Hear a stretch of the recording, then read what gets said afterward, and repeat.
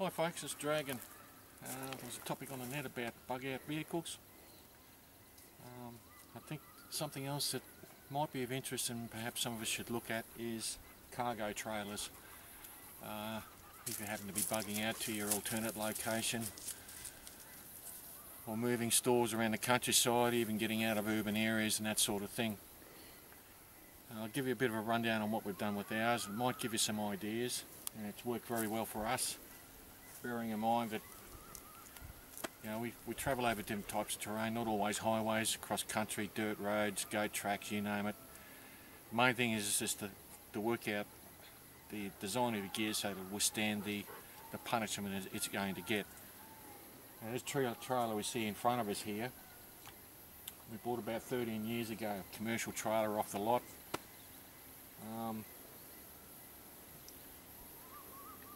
It's rated at towing capacity at 950 kilos. However, when you're out in the bush loading up with firewood and stuff, you haven't got scales there, so quite often, more times than not, you're going to find you're overloaded. And consequently, we had a failure, which I'll show you later on. So we've done extensive modifications of this trailer to suit our purposes, and this may give viewers and members a few ideas to work on. First off, the canopy. It's all steel. It can be taken off the trailer. The trailer is 7 foot long, 6 foot wide. We keep this on top here all the time. There's a door here that opens, it locks, and there's one on the other side. Opens upwards. Pretty easy access. So it keeps our gears dry and secure. We've also got a tailgate which folds down using these types of pins. It just folds down if we need to pull anything out the back. It's not used very often. The other thing I found was, back in the days we bought these trailers, they came with incandescent light bulbs and fittings and all that sort of thing, and as many of us may know, they are an absolute pain in the butt. They leak, they get water in them, light bulbs, the fittings get rusty, high profile, some of them up to an inch high off the base of them. So what I did was put LED running lights on them. So you've got indicator, stop, and park lights. These are waterproof. Been on there for about 3 years. Very low profile, and haven't had a problem with them. Alright, we move down the trailer.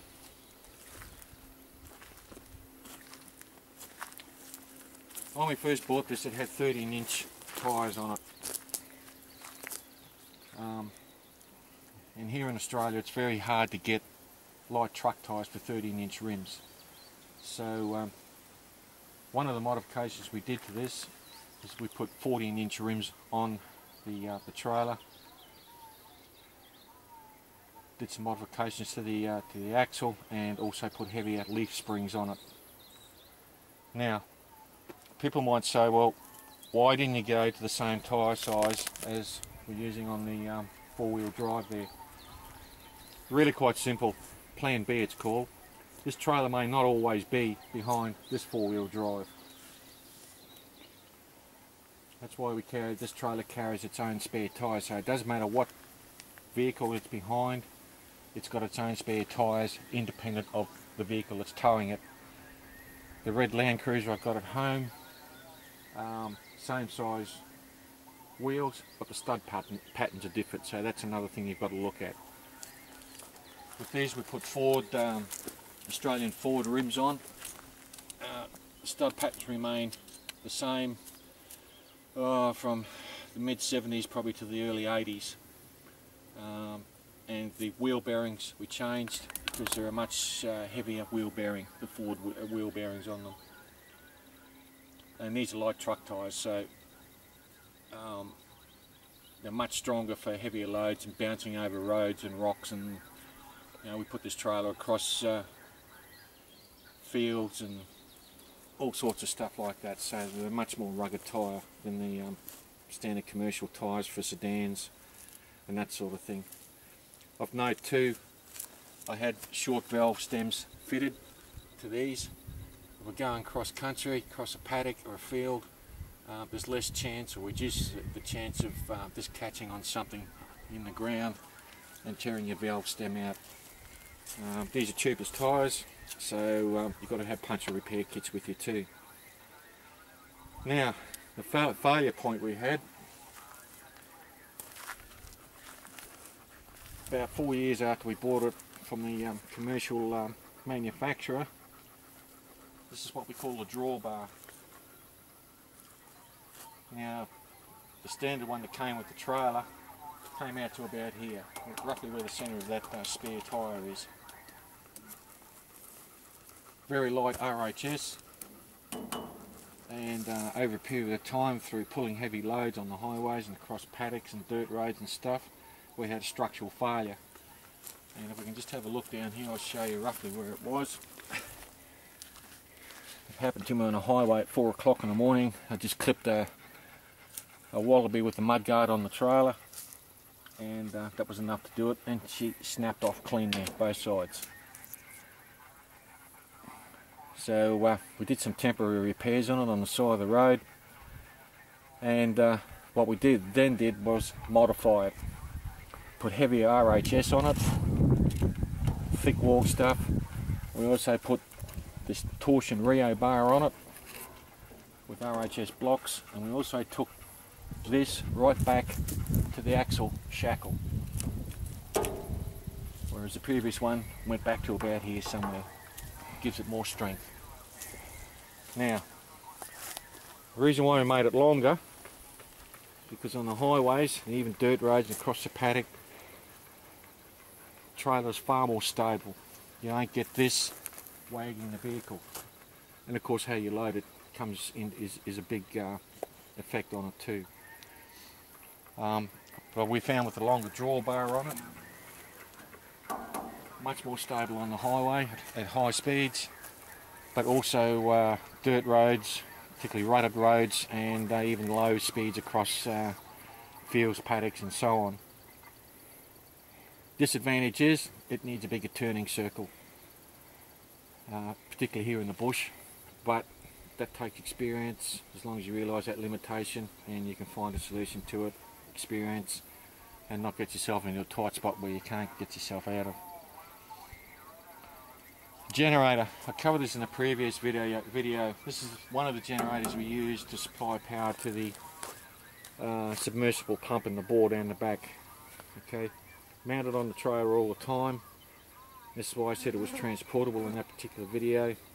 We come out here, load up the trailer, that's already sitting on there, it's bolted down. I don't need somebody else to help me move it, either out of the trailer or on site. I just take this whole rig down there, park it beside the bore, and away we go.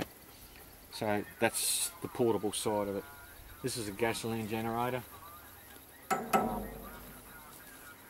One thing that, because I use the four-wheel drive as a diesel, I've got to carry two types of fuel.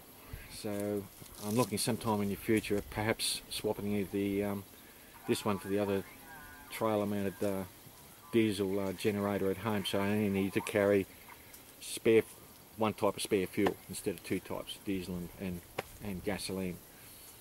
But that's a project further down the track. This works quite well. Now, spare tyre, as I said, independent of the vehicle spare tyre. So this trailer can go on the back of any vehicle, have its own spare tyres, and you don't have to worry about trying to match tyres to the vehicles and that sort of thing. It's completely independent. I normally have two tyres, only bought one out with me today, or this weekend. So that's one of the things that perhaps you can look at too. The other thing is the tow hitches on vehicles. Now this one here, this is an 86 four-wheel drive. It's got its own independent full chassis. Very heavy duty coupling system on there. And you find a lot of the more modern vehicles, even the four-wheel drives, and certainly the sedans and stuff, they put tow bars on them, towing systems on it, and quite often they're only bolted with a little bit of reinforcement to the floor shell in the back of the vehicle. I've seen it happen. People tow heavy loads with trailers, and yes, they've had problems with some types of vehicles where it actually bends the floor pan in the back of the vehicle to the point where side doors, even the hatches, the hatchbacks on them won't open, they won't close properly, or they jam and that sort of thing. So you've got to have the right vehicle, a good strong vehicle. It's getting hard to come by now. This old girl's getting a bit long in the tooth, but she's still running all right, and I prefer it that way. Good strong chassis on them.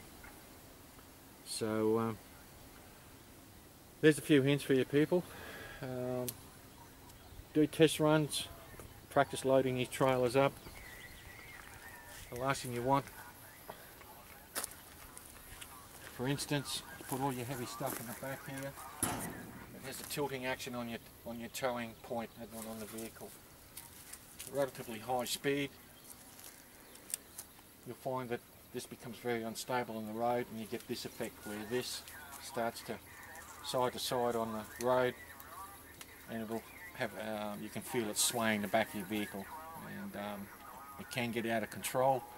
You find yourself in a jackknife situation, a very serious accident. So, as well as looking at the construction of your cargo trailers, you've got to know how to load them properly, distribute the weight so you don't get this wagging action and finish up with a jackknife situation.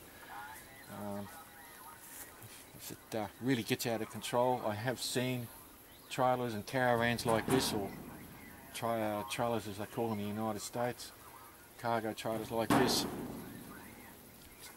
a jackknife situation, it'll roll the vehicle as well.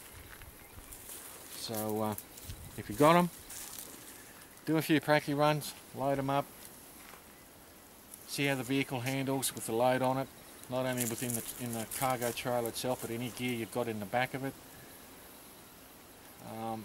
You'll find that in most cases it will restrict your speed, and the other thing is too, it will certainly increase your fuel consumption. So if you're looking at travelling long distances, across your back roads or the highways, whatever the case, we found all the back roads to this place.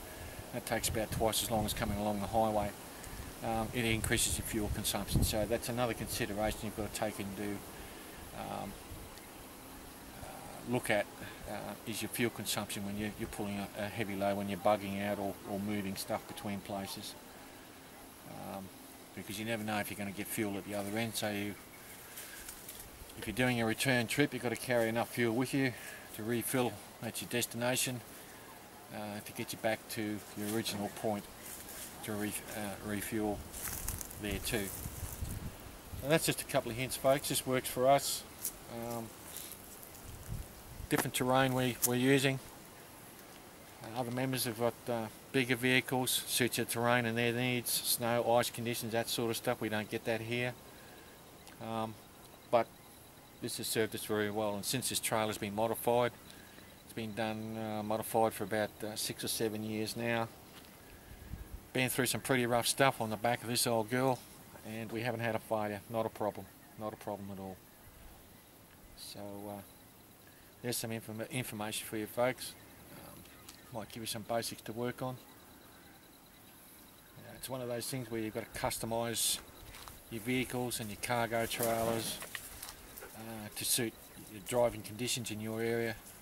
Certainly climatic conditions like snow and ice and that sort of stuff. Like, we don't carry snow chains because we don't need them. But you get the gist of what I'm trying to say. Alright, thanks very much folks.